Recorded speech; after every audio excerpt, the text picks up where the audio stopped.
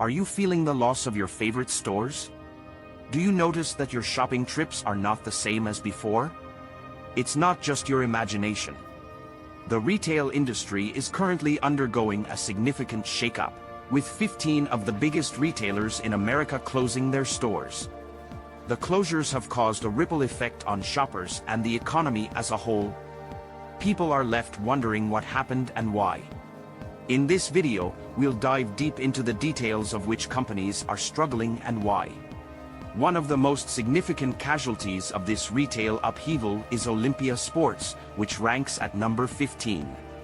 The sporting goods retailer filed for Chapter 11 bankruptcy in mid-September, and it wasn't long before the company began the liquidation process.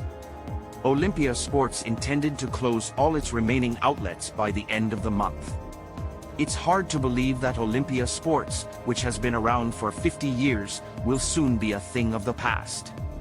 The company used to have around 230 stores across the country, but it's now closing all its doors. It's a sad end for a once thriving business that brought joy and excitement to many sports enthusiasts. Olympia Sports' parent company, Critical Point Capital, bought the retailer in 2013 and 2019. The private equity firm also owned other sporting goods businesses under the Running Specialty Group. Unfortunately, the parent company encountered various problems, including a broken order management system and executive flight. The epidemic only exacerbated the situation, eventually forcing Olympia's closure. Revlon, once at number 14, has now been brought to its knees. The world's largest cosmetics company has declared Chapter 11 bankruptcy, a fate it had hoped to avoid by hiring Citigroup as its loan agent. But fate had other plans in store for the beleaguered firm. With dwindling revenues and the COVID-caused supply chain interruption, Revlon struggled to manage its debt burden. The pandemic was just the final nail in the coffin, and the rising popularity of beauty startups like Glossier only made things worse. It's a story of mismanagement and missed opportunities, and it's not the only one. Escada America, once at position 13, also fell victim to the pandemic's wrath. The U.S. face of Germany-based premium women's fashion business filed for Chapter 11 bankruptcy, liquidating 5 of its 10 U.S. facilities. Escada America had been dealing with a slew of problems for years, stemming from the overexpansion, weak leadership, and expensive leases of the worldwide Escada organization. It's heartbreaking to see once mighty companies fall so hard. But perhaps there's a silver lining in all of this. Revlon and Escada America have both agreed to restructure and repay their creditors, indicating a willingness to learn from their mistakes and make things right. It's not too late for these companies to rise from the ashes, stronger and more resilient than ever before. Here's hoping they do. At number 12, ABC Carpet & Home once stood proud as a purveyor of high-end home goods. But after 124 years of operation, the pandemic dealt a fatal blow. Foot traffic dwindled, supply chains faltered, and sales plummeted by 50%. The company's existing issues, such as building delays and a lack of digital presence, only worsened. And so, it filed for Chapter 11 bankruptcy, owing millions in debt. Lorna Jane, at number 11, suffered a similar fate. Despite a boom in e-commerce, brick-and-mortar sales fell by 56%, leaving the athletic store unable to pay its lease commitments. And then, a scandal fined millions for fraudulent COVID-19 claims. With bankruptcy protection, the company hopes to terminate its U.S. store leases while continuing to sell online. And at number 10, Sequential Brands Group once owned multiple consumer brands. But a debt burden of over $450 million and CEO departure left it struggling to stay afloat. Attempts to sell assets were ineffective, and bankruptcy was declared. The company now seeks to sell most, if not all, of its assets. Global Brands Group USA, ranked 9th, was hit hard by the pandemic, with 85% of its revenue coming from wholesale to big retailers. It's a reminder of just how much the pandemic has affected our daily lives, including the retail industry. But it's not just big corporations that are struggling. Alex and Amy, the jewelry maker, also had to file for Chapter 11 bankruptcy.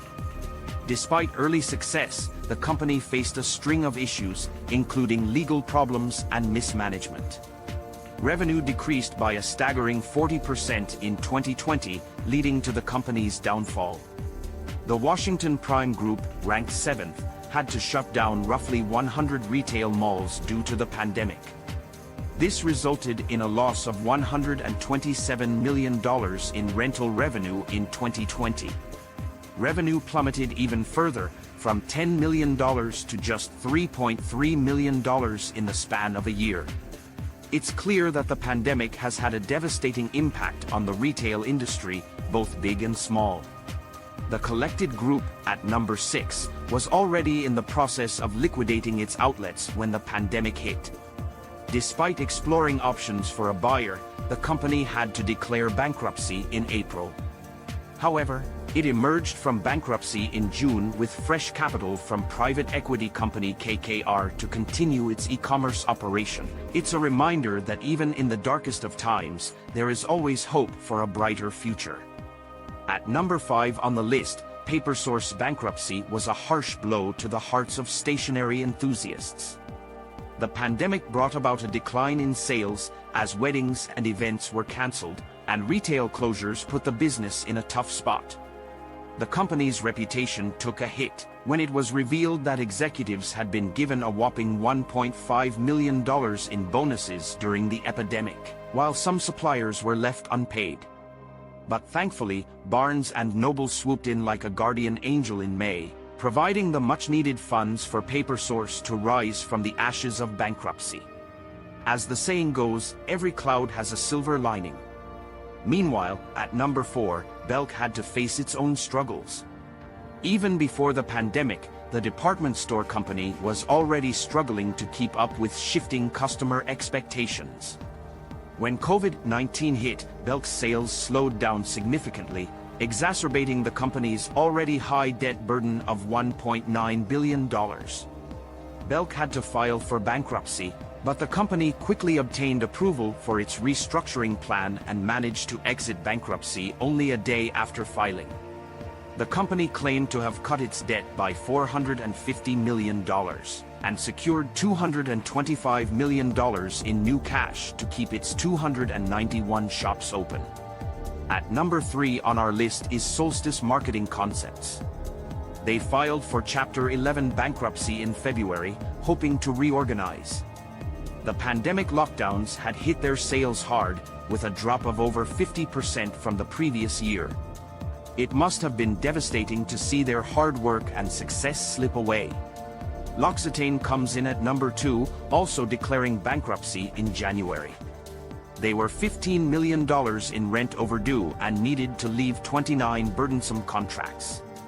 It's hard to imagine the stress and anxiety they must have faced during that time. And at the top of our list is Stock Plus Field. Their CEO, Matthew Webb, cited the COVID-19 epidemic as a major obstacle that led to their Chapter 11 bankruptcy. After over 55 years in operation, they were forced to close their 25 branches. It's heartbreaking to see a business with such a rich history and impact on its community come to an end. We can only hope that these companies will emerge stronger from their reorganization and continue to provide jobs and support for their communities. It's a tough time for the industry, but we must remember that we are all in this together. Let's support our local businesses and each other as we navigate these challenging times.